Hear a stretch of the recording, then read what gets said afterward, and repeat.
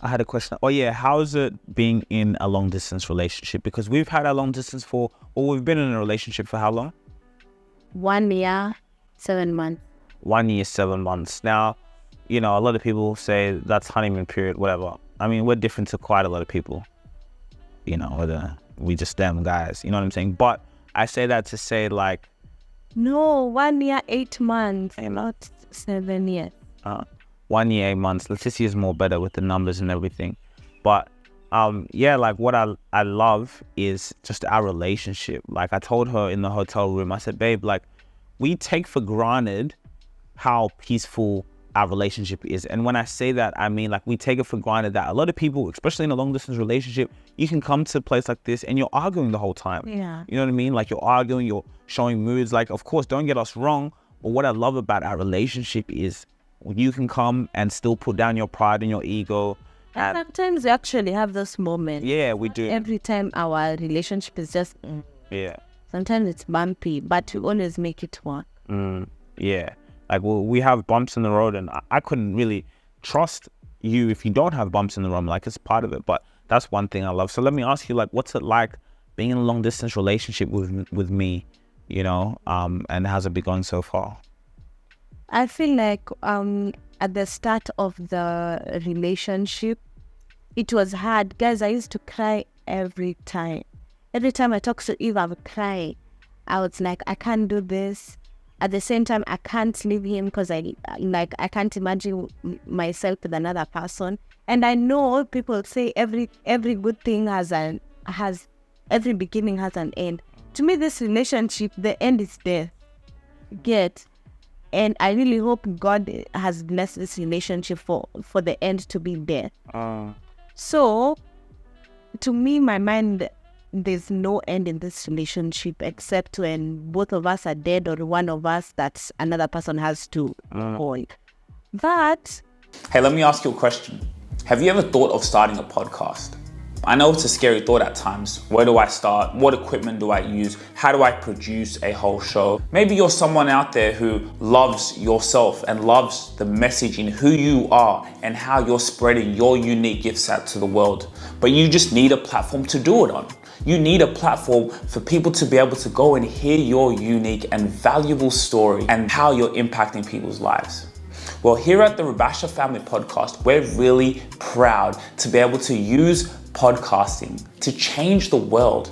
We have been doing this and it has changed our life. For us to be able to market and be able to tell our stories of people around us and the way it's impacting and adding value to people's lives. You are that person.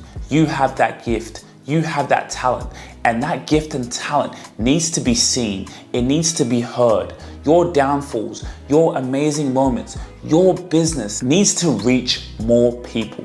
That is what we do here at the Rubasha Family Podcast. So for a select few, we can have you as a guest on our show. For me as the host to ask you questions about what you do. This is a skill, creating this content, being able to film, produce it. It is a valuable skill that we have learned and we want to utilize that to help as many people as possible. So you'd have me as your host, ask you questions, get to know you and your business and how to build up your personal brand. We're then able to market and repurpose content from the podcast on all platforms, including your network. So if you really want to be in touch, if you want to be a guest on our show and be able to use marketing material from this valuable podcast, from your valuable story out to more people, we have that available. If you need help and assistance in publishing and producing your own podcast and just don't know how to go about it, how to do it, and you need that assistance, we provide that service as well. Being able to fully produce, edit, and publish your podcast